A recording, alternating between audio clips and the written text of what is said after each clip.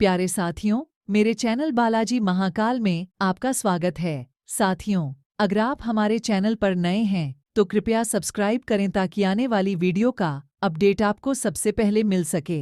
साथियों, अगर कहानी आपको अच्छी लग रही है तो लाइक करें और शेयर करें, जिससे हमारा मनोबल बढ़ता है। अध्याय 141 हनीश। एक धुंधले अध्ययन कक्ष में भूरे कपड़े पहने एक बुजुर्ग इतना क्रोधित था कि उसकी आंखों में दो वसीयतें जलती हुई प्रतीत हो रही थीं। वह मरा नहीं। रसातल में कूदने के बाद भी वह जीवित कैसे रह सकता है? भूरे कपड़े पहने बुजुर्ग गुर्राया। भूरे कपड़े पहने बुजुर्ग के सामने खड़े दो बैंगनी नकाबपोश हत्यारे डर से कांप रहे थे और कुछ भी कहने की हिम्मत नहीं कर रहे थे। न केवल वह मरा नहीं, बल्कि और अधिक मजबूत हो गया। भूरे कपड़े पहने बुजुर्ग ने उसके हाथों में मौजूद जानकारी को देखा। जानकारी में कहा गया है कि बिपिन अकेले भारत प्रांत के क्लियरवाटर गढ़ में गए और सभी 98 तांबे नकाबपोश और चांदी नकाबपोश हत्यारों के साथ साथ 12 सुनहरे नकाबपोश हत्यारों को मार डाला। यहाँ तक कि एक बैंगनी नकाबपोश हत्यारा भी वहां मारा गया। 2 साल पहले बदला लेने के बाद ब्लड फेदर टॉवर में ज्यादा बैंगनी नकाबपोश हत्यारे नहीं बचे थे और अब उन्होंने एक और को खो दिया है।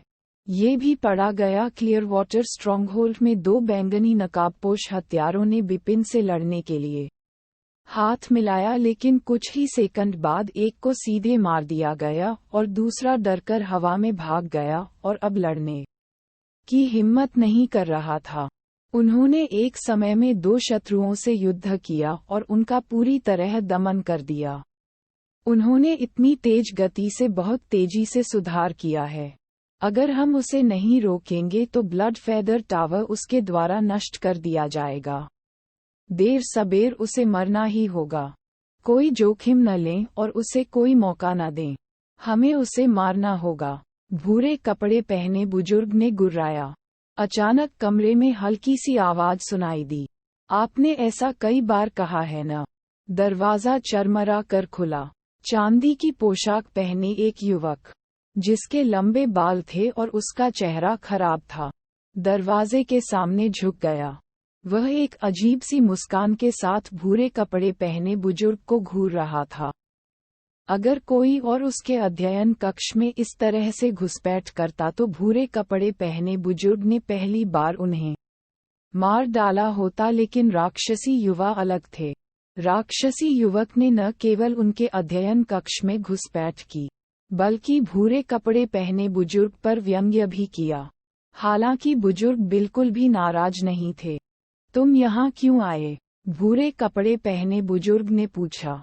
हालांकि वह युवक यांग शून्य क्षेत्र तक नहीं पहुंचा था, लेकिन ब्लड फेदर टॉवर में उसकी स्थिति असाधारण थी। यहाँ तक कि उस व्यक्ति से बात करते समय बुजुर्ग को भी विनम्र होना पड़ा। मैं यहाँ नहीं आना चाहता था, हालांकि मास्टर ने मुझे आदेश दिया था, इसलिए मुझे आना पड़ा, राक्षसी युवक ने कहा। Tower master?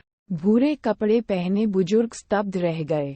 मास्टर ने कहा कि बिपिन स्कारलेट किल कमांड का लक्ष्य है, इसलिए उसे मरना होगा।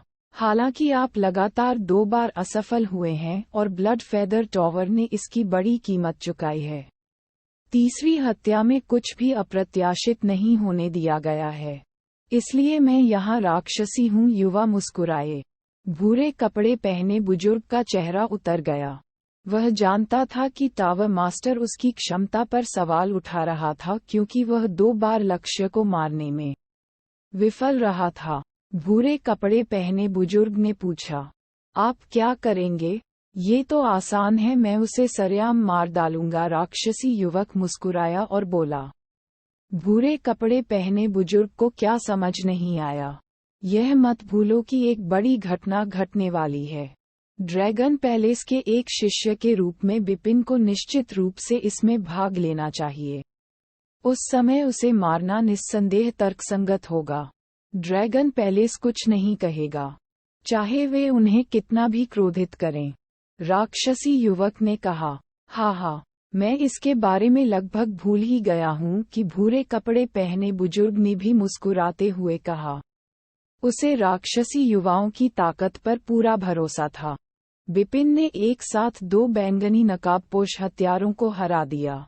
हालांकि राक्षसी यौवन कहीं अधिक भयानक था, क्योंकि वह यज्ञेश था।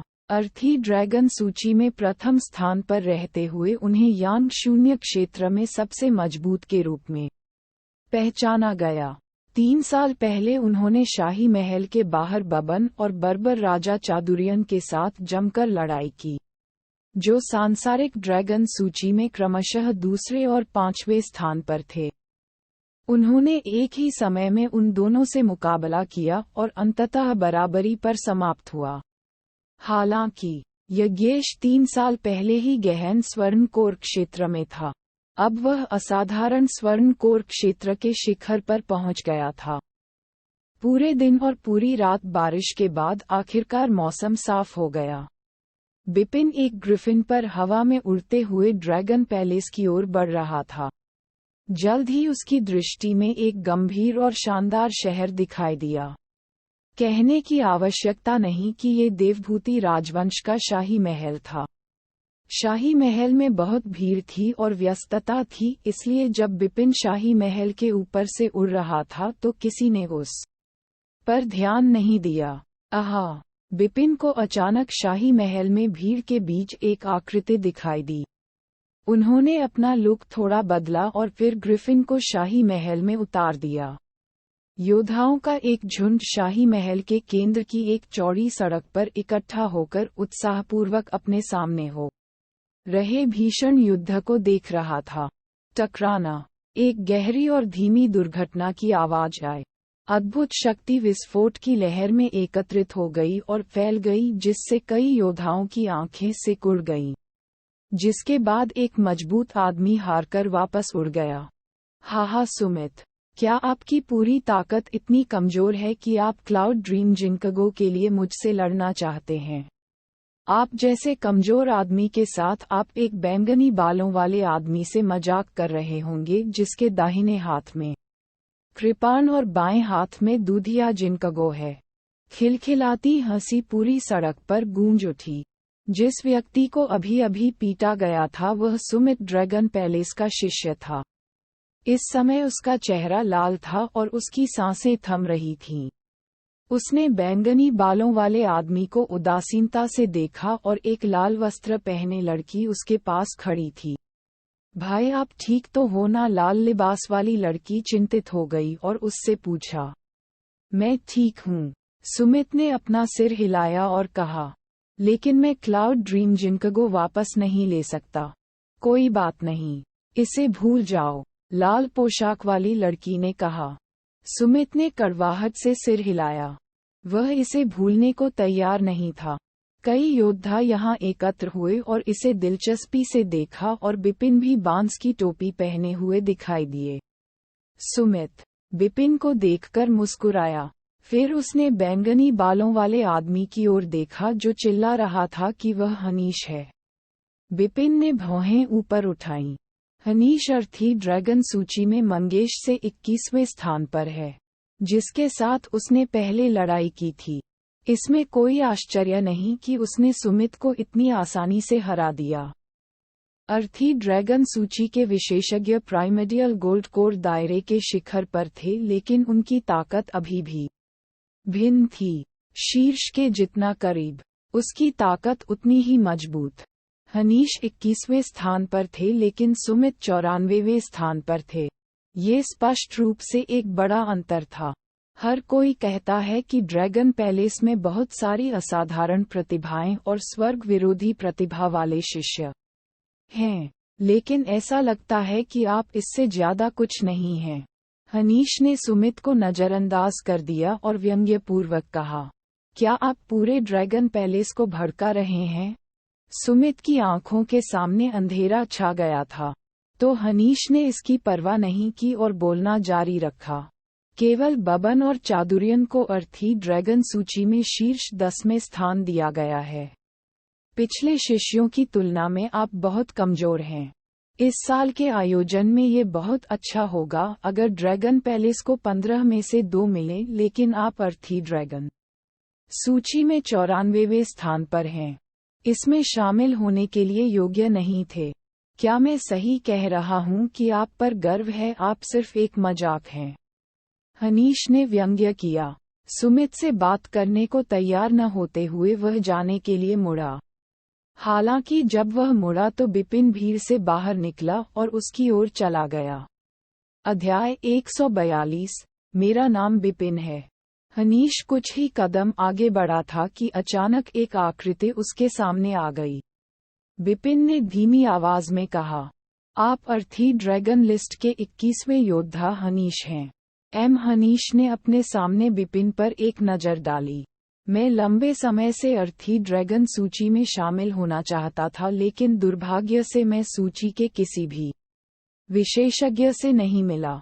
आज आपसे मिलकर मैं कितना भाग्यशाली हूँ। आइए लड़ते हैं, बिपिन ने सीधे कहा।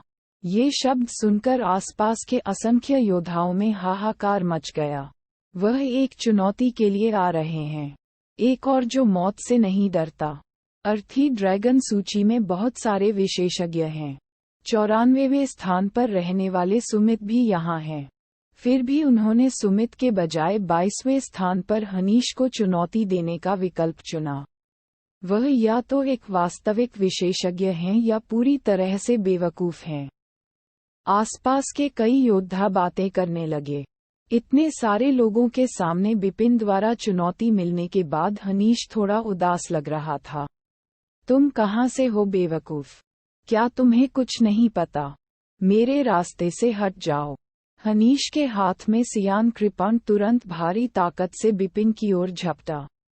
बिपिन के मुंह के कोनों में हल्का सा उलटफेर देखा गया। जैसे ही हनीश ने अपना कृपाण घुमाया, उसने तुरंत अपना दाहिना हाथ बाहर निकाला। बिपिन की हथेली में भारी मात्रा में पृथ्वी सार इकट्ठा हो गया, जो भौतिक रूप ले रहा था। जैसे ही उसने तुरंत उसे पकड़ लिया, सियान कृपाण काटना, टकराना, एक दबी हुई आवाज सुनाई दी। उस सियान कृपाण का ब्लेड बिपिन की हथेली के आसपास की मिट्टी की चमक को भी खरोंच नहीं सका। बिपिन के हाथ में पकड़ी गई कृपाण के कारण हनीश उसे बिल्कुल भी हिला नहीं सका। क्या, हे भगवान, मैं क्या देख रहा हूँ? आसपास के कई योद्धा स्तब्ध रह गए। अर्थी ड्रैगन सूची में 21वें स्थान पर रहे हनीश का ये हमला कितना शक्तिशाली था। निस्संदेह यह असाधारण गोल्डकोर क्षेत्र में एक योद्धा को आसानी से मार सकता है। फिर भी इतना शक्तिशाली कृपाण हमला अब पूरी तरह से उसके नंगे हाथ में था। ये संभव था यदि बिपिन ने कुछ दस्ताने या मुट्ठी कवर पहने हुए थे, लेकिन उसके हाथ को ढकने के लिए कुछ भी नहीं था। उसने बस हनीश की कृपाण पकड़ ली। इसका क्या मतलब था? ऐसा कैसे हो सकता है? हनीश खुद हैरान थे। हालांकि उस स्लैश ने अपनी पूरी शक्ति का उपयोग नहीं किया था, फिर भी यह असाधारण गोल्डकोर क्षेत्र में एक आम योद्धा से कहीं अधिक था। हालांकि उसके सामने वाले व्यक्ति ने ब्लेड को अपने नंगे हाथ से आसानी से पकड़ लिया था। आप अर्ली ड्रैगन सूची में 21वें स्थान पर हैं। फिर भी आपकी ताकत केवल इतनी ही है। फिर भी बांस की टोपी के नीचे अपना चेहरा छिपाते हुए बिपिन ने एक व्यंग्यपूर्ण टिप्पणी की। भाड़ में जाओ। बिपिन के अपमान पर हनीश क्रोधित हो गया। आध्यात्मिक शक्ति का एक भयानक प्रवाह उत्पन्न हुआ। Blade essence of raising fire का एक शक्तिशाली विस्फोट अचानक सियान सेबर से निकला, जिसने बिपिन की हथेली को पीछे धकेल दिया। इसके तुरंत बाद हनीश ने दोबारा हमला करते हुए अपनी कृपाण वापस ले ली। झपट्टा मारना।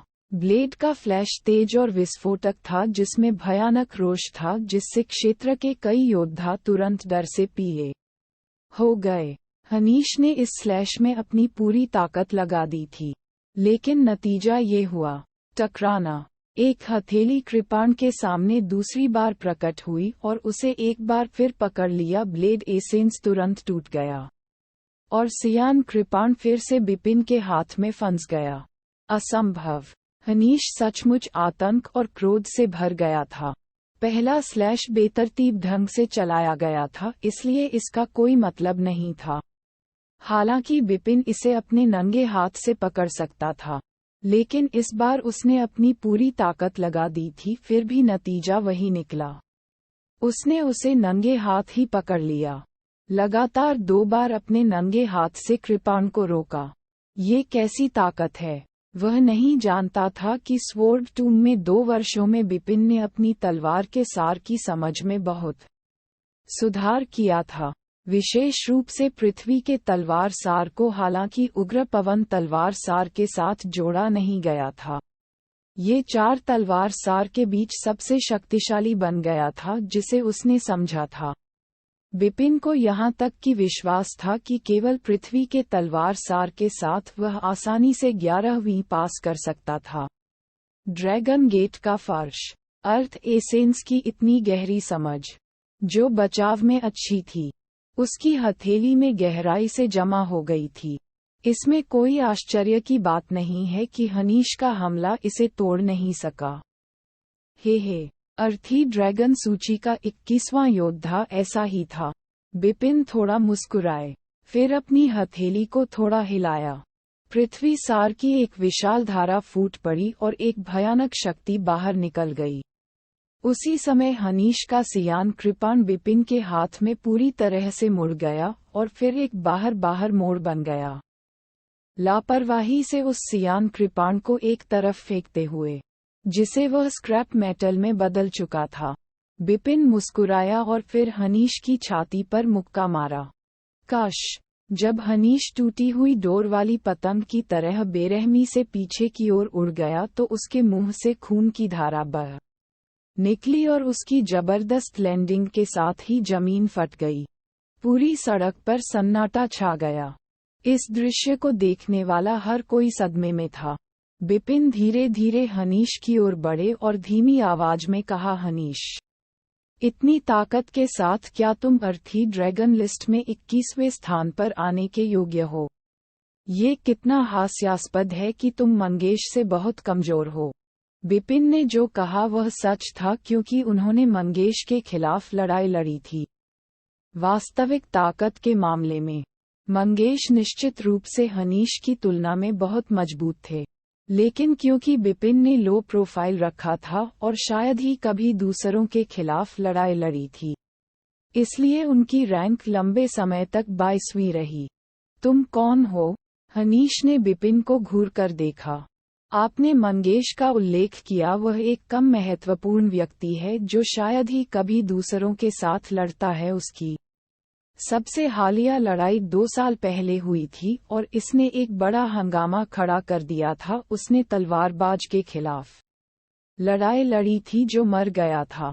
कहानी पूरी करने से पहले हनीश ने अचानक अपनी आंखें चौड़ी की और फिर डर से चिल्लाया, तुम तलवारबाज हो? क्या पूरी सड़क स्तब्ध रह गई। तलवार ले जाने वाला, वह आदमी जिसने 2 साल पहले पूरे देवभूति राजवंश को उलट पुलट कर दिया। स्वॉर्ड्समैन एक असाधारण प्रतिभा थी जो हर कुछ दशकों में शायद ही कभी दिखाई देती थी, जिसे ग्लेडिएटर एरेना द्वारा संकलित मिलेनियम क्रॉनिकल में सूचीबद्ध किया गया था।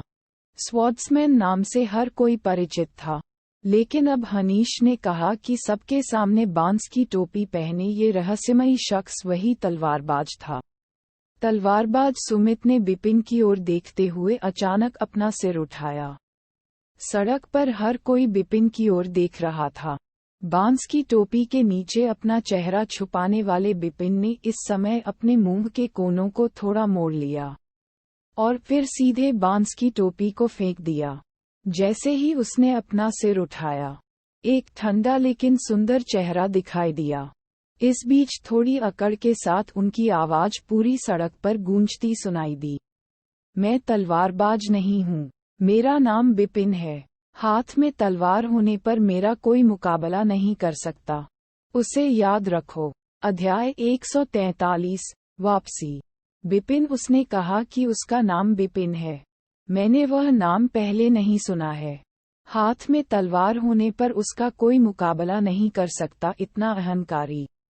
माना जाता है कि वह एक तलवारबाज था, लेकिन उसने हनीश को बिना तलवार के ही हरा दिया। आसपास के असंख्य योद्धा चर्चा कर रहे थे। उन्होंने पहले कभी बिपिन का नाम नहीं सुना था, लेकिन आज के बाद से उन्हें ये याद रहेगा। सिर्फ वे ही नहीं, बल्कि पूरे देवभूति राजवंश के अनगिनत योद्धा जल्द ही उनका नाम जान लेंगे। आखिरकार उसने हनीश को हरा दिया था, जो अर्थी ड्रैगन सूची में 21वें स्थान पर था, और यह पूरी तरह से हार थी। बेशक वह आज के बाद प्रसिद्ध हो जाएगा। क्या बिपिन तुम बिल्कुल तलवारबाज हो? हनीश ने बिपिन की ओर देखा। बिपिन के चिल्लाने पर तलवारबाज सुमित, जो एक तरफ खड़ा था, ने बड़ी बड़ी आंखों से बिपिन को देखा। बिपिन की पहचान साबित करने के लिए उनकी तलवारबाजी ही काफी थी। तलवार ले जाने वाला वह तलवारबाज है जिसने मंगेश को हराया था और 2 साल पहले ब्लड फेदर टॉवर से बैंगनी रंग के नकाबपोश हत्यारे को मार डाला था और फिर रसातल में कूद गया था। वह रसातल में कूद गया और मर गया। वह कैसे हो सकता है? अभी भी जीवित है। घटनास्थल पर मौजूद हर कोई हैरान रह गया। हालांकि बिपिन बस हल्का सा मुस्कुराए। उसने दुनिया भर में मशहूर होने के लिए हनीश को नहीं हराया। वह सिर्फ अपना नाम और पहचान वापस पाना चाहता था। स्वॉर्ड्समैन, ये सिर्फ एक उपनाम था जिसका इस्तेमाल उसने ब्लड फेदर टॉवर का पीछा करने से बचने के लिए किया था। बिपिन उनका असली नाम था। इस समय वह हर किसी को ये बताना चाहता था कि स्वॉर्ड्समैन की 2 साल पहले मृत्यु हो गई थी और बिपिन का फीनिक्स की तरह पुनर्जन्म हुआ था। तलवारबाज, क्या सच में तुम्हीं पर सुमित दौड़ा था? सुमित, मैंने तुम्हें 2 साल से नहीं देखा। तुम कैसे हो? बिपिन ने जवाब दिया और मुस्कुराया। तुम मरे नहीं? सुमित ने आश्चर्य से पूछा। बिपिन ने कंधे उचकाते हुए हनीश की ओर हाथ बढ़ाया और फिर कहा, hand over the cloud dream ginkgo. हनीश का चेहरा उदास हो गया और उसकी आंखों में गहरी अनिच्छा थी, लेकिन वह अपने और बिपिन के बीच ताकत के अंतर को जानता था। उसने तुरंत क्लाउड ड्रीम जिनकगो को बिपिन को सौंपने से इनकार करने की हिम्मत नहीं की। बिपिन ने सुमित को क्लाउड ड्रीम जिनकगो दिया। मैं इसकी बहुत सराहना करता हूँ, सुमित ने कृतज्ञतापूर्वक कहा। बिपिन बस हल्का सा मुस्कुराया। बिपिन, इतना खुश मत हो, हनीश ने कड़वाहट से कहा। यह अभी खत्म नहीं हुआ है। ओह, बिपिन ने हनीश की ओर देखा। यदि मेरा अनुमान सही है तो क्या आप इस कार्यक्रम में भाग नहीं लेंगे? हनीश ने रुखाई से कहा। घटना? क्या घटना? बिपिन ने हैरान होते हुए पूछा। दिखावा करना बंद करो, हनीश ने उपहास किया कि आप ड्रैगन पैलेस के शिष्य हैं। बेशक आप ड्रैगन पैलेस की ओर से इस कार्यक्रम में भाग लेंगे, इसलिए हम फिर मिलेंगे। जब ऐसा होगा तो मैं ये सुनिश्चित करूंगा कि आज का अपमान आपको 2 गुना लौटाऊं। आप इसे मुझे 2 गुना लौटा देंगे। बिपिन ने अपने मुंह के कोनों को थोड़ा मोड़ लिया। बिल्कुल मेरी तरफ से नहीं, मेरे बड़े भाई की तरफ से होगी, हनीश ने कहा। आपके बड़े भाई हार्दिक? बिपिन की मुस्कान और भी बड़ी हो गई। अर्थी ड्रैगन लिस्ट में हनीश की पृष्ठभूमि का परिचय दिया गया था। बिपिन को पता था कि वह ओयान कबीले से आया था, जो देवभूति राजवंश के 7 सबसे पुराने कुलों में से एक था। हनीश का हार्दिक नाम का एक बड़ा भाई भी था, जो 2 साल पहले 6ठे स्थान पर था, लेकिन अब रैंक पर है, सांसारिक ड्रैगन सूची में 3रा। ऐसा कहा गया था कि हनीश ने हाल ही में माउंट कबीले के पूर्व 3री रैंक के यशवान को हराया था। अर्थी ड्रैगन सूची में 3री रैंकिंग निश्चित रूप से हार्दिक की ताकत को दर्शाती है। फिर मैं इंतजार करूंगा, बिपिन ने कहा और फिर थोड़ा मुस्कुराया। बस इंतजार करें और देखें, हनीश ने ठंडी सांस ली और फिर नफरत के साथ चला गया। ये हनीश काफी संकीर्ण सोच वाला है, बिपिन ने कहा और मुस्कुरा दिए। वह एक छोटा आदमी है, लेकिन उसका बड़ा भाई वास्तव में मजबूत है, सुमित ने गंभीरता से कहा। हो सकता है कि बिपिन ने लापरवाही से सिर हिलाया हो। उसे ज्यादा परवाह नहीं थी। अर्थी ड्रैगन सूची में तीसरी रैंक वास्तव में मजबूत थी, लेकिन बिपिन अब 2 साल पहले वाला लड़का नहीं रहा। तलवारबाज, मैंने कभी नहीं सोचा था कि तुम अभी भी जीवित हो।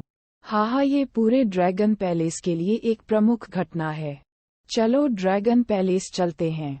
सुमित मुस्कुराया और कहा, छोटी बहन आप पहले वापस जा सकते हैं। ठीक है। सुमित के पास खड़ी लाल लिबास वाली लड़की ने सिर हिलाया। फिर सुमित के पीछे पीछे बिपिन ड्रैगन पैलेस की ओर चल दिए। ड्रैगन पैलेस में जैसे ही बिपिन वापस लौटे तो ड्रैगन पैलेस में सभी लोग हैरान रह गए। क्या किसने लौटाया पैलेस? मास्टर व्हाइट इस खबर से स्तब्ध रह गए। ये तलवारबाज लौट आया है।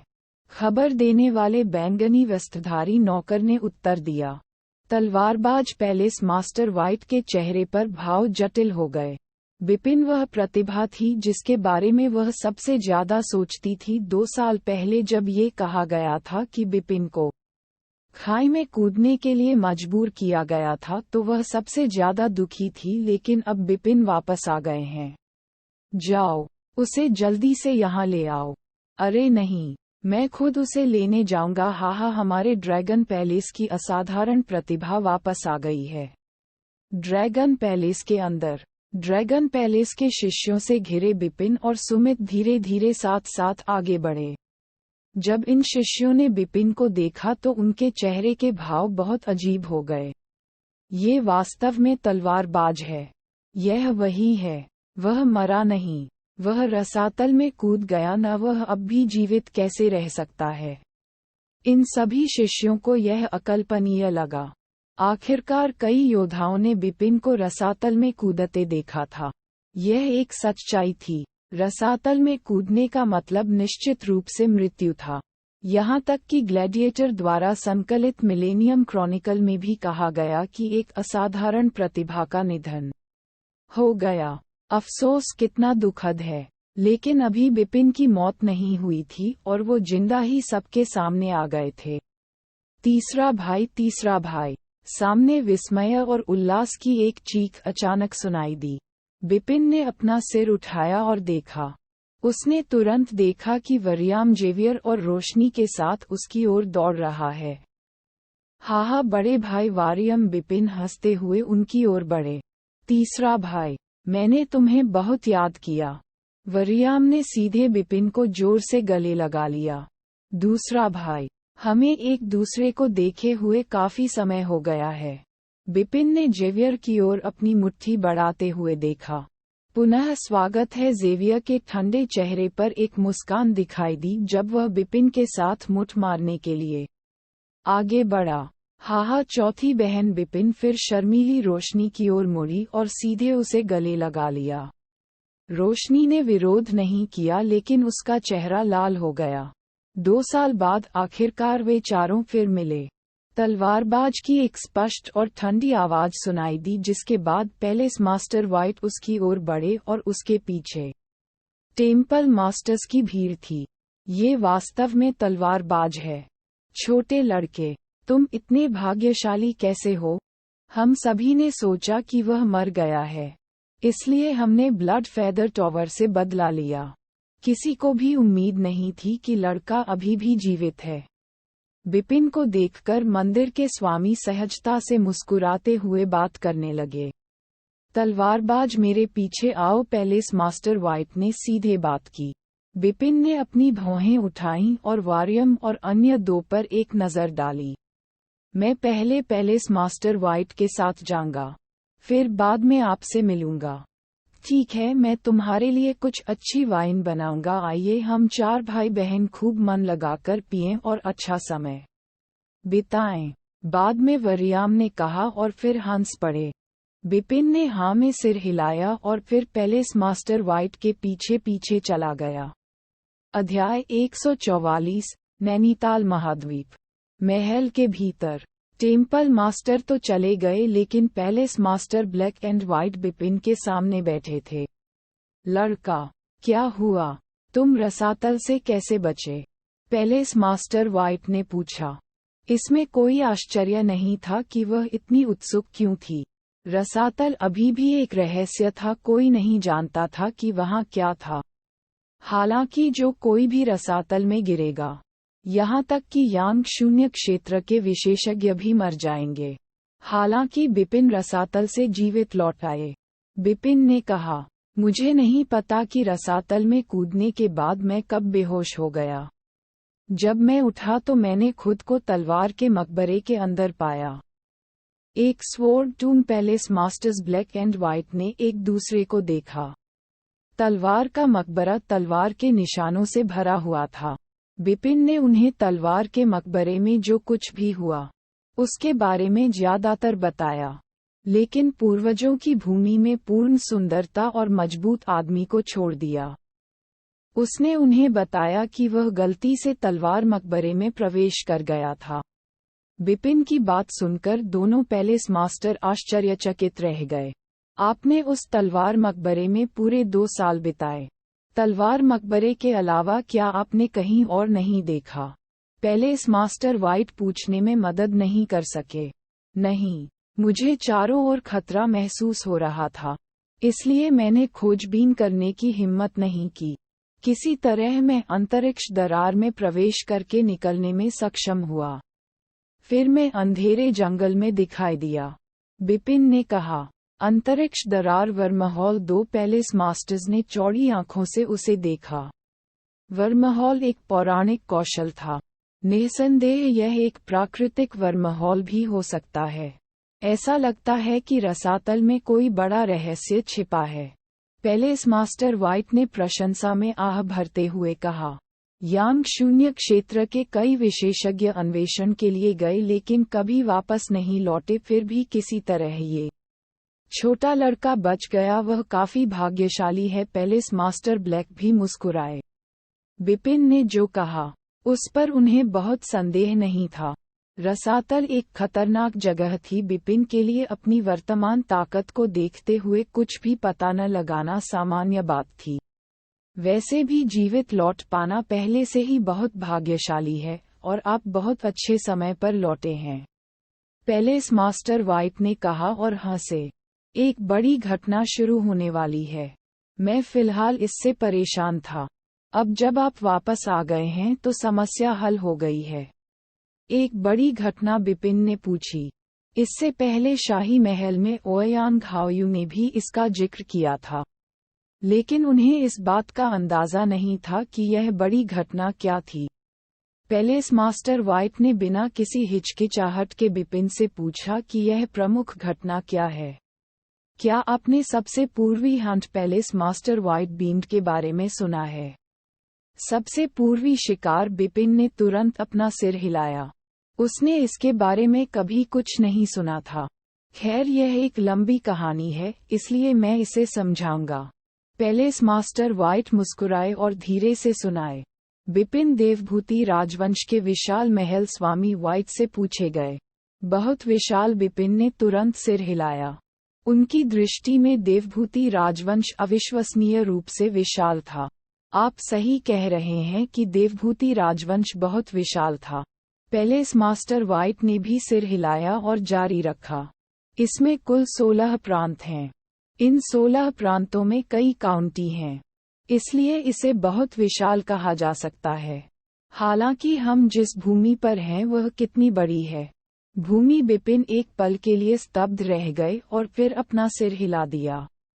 मैं आपको बताता हूँ कि भूमि के इस टुकड़े को नैनीताल महाद्वीप कहा जाता है और इसका अंतहीन क्षेत्र है। नैनीताल महाद्वीप पर कई राजवंश हैं। देवभूति राजवंश नैनीताल महाद्वीप के कई राजवंशों में से एक है और बस एक छोटा सा साम्राज्य, पैलेस मास्टर व्हाइट ने कहा। एक छोटा सा साम्राज्य? बिपिन थोड़ा स्तब्ध था।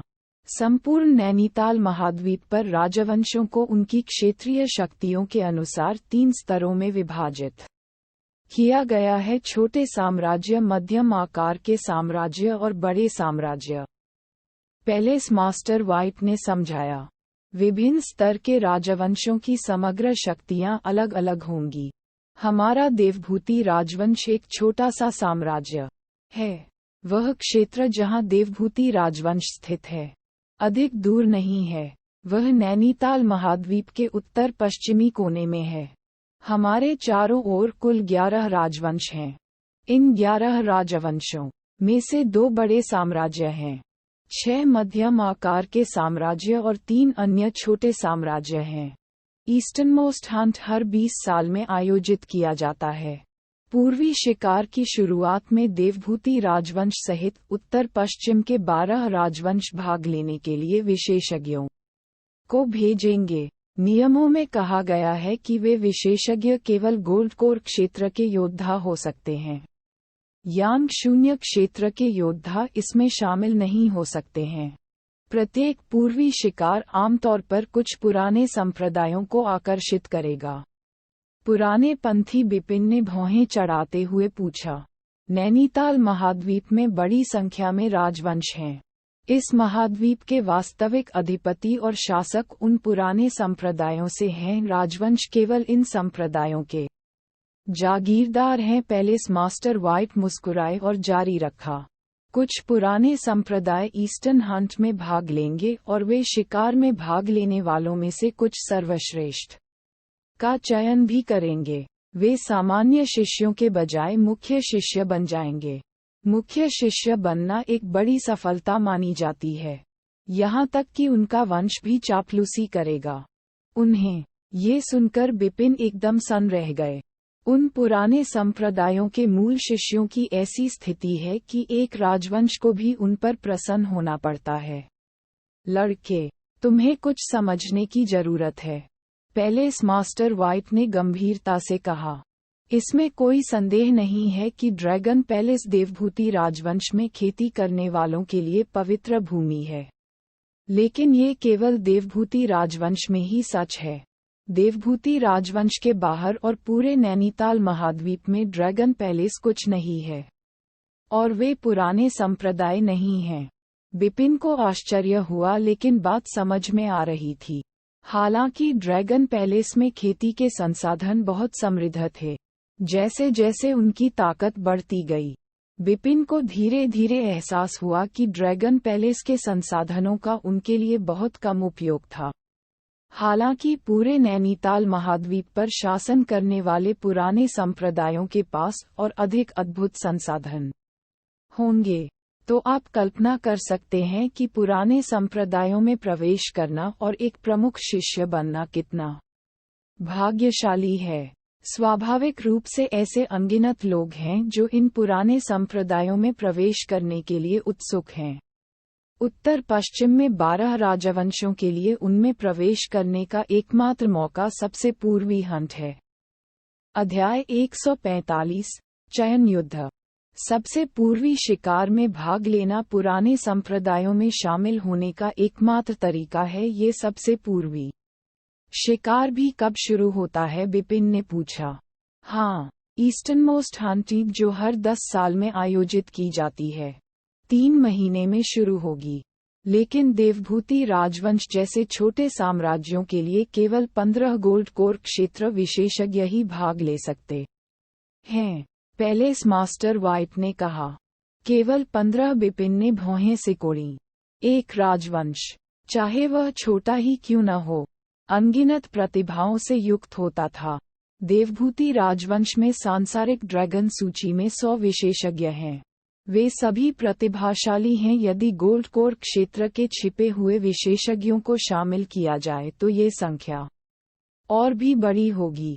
हालांकि उनमें से केवल 15 ही पूर्वी शिकार में भाग लेने में सक्षम थे, इसलिए प्रत्येक स्थान बेहद कीमती था।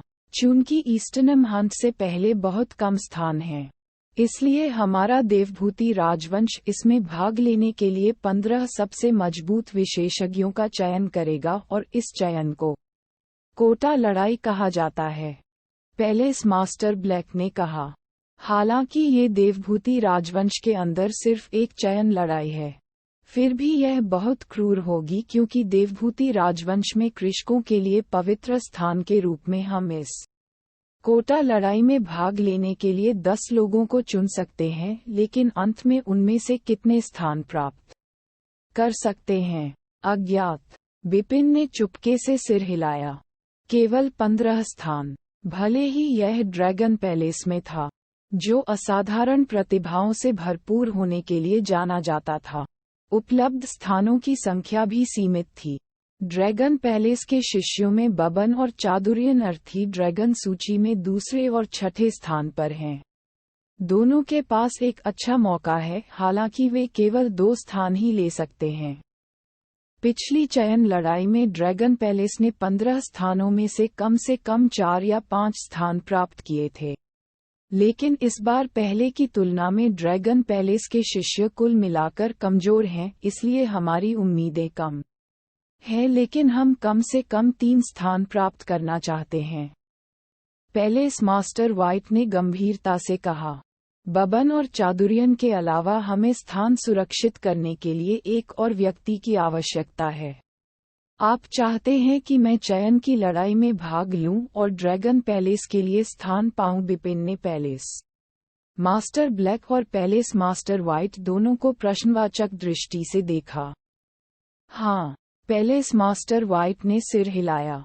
2 साल पहले आपने मंगेश को हराया था, जो अर्थी ड्रैगन सूची में 22वें स्थान पर था। इसके अलावा आपकी प्रतिभा सर्वविदित है और इन 2 वर्षों में आपकी ताकत में काफी सुधार हुआ होगा।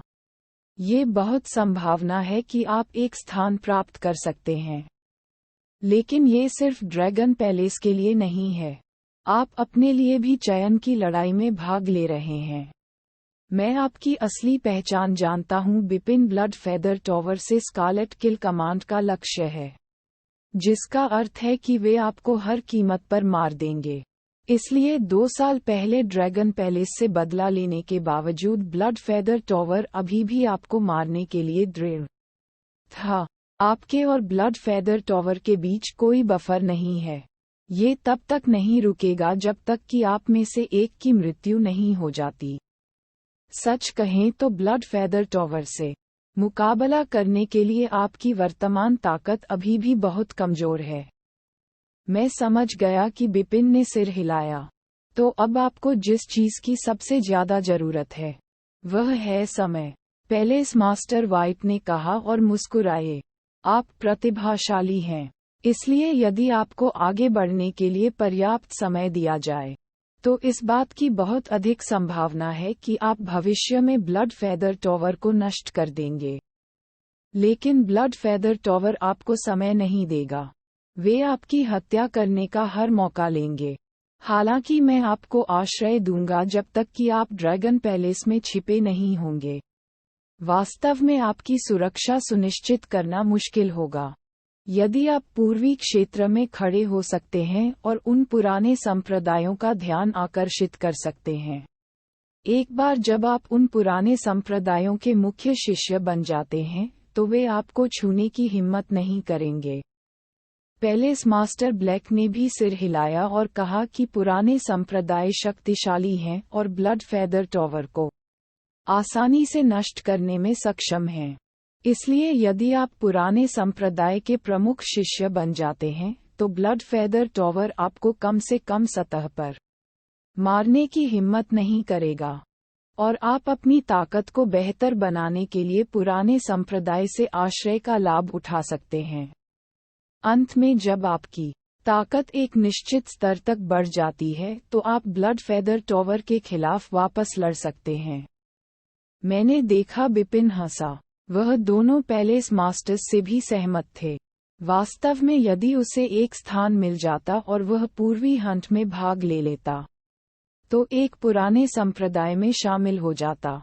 वह ब्लड फेदर टॉवर के सामने खुले तौर पर उपस्थित हो सकता था। पुराने संप्रदायों में खेती के संसाधन भी ड्रैगन पैलेस की तुलना में बेहतर थे। बिपिन ने कहा, मुझ पर विश्वास करें, मैं चयन लड़ाई में भाग लूंगा।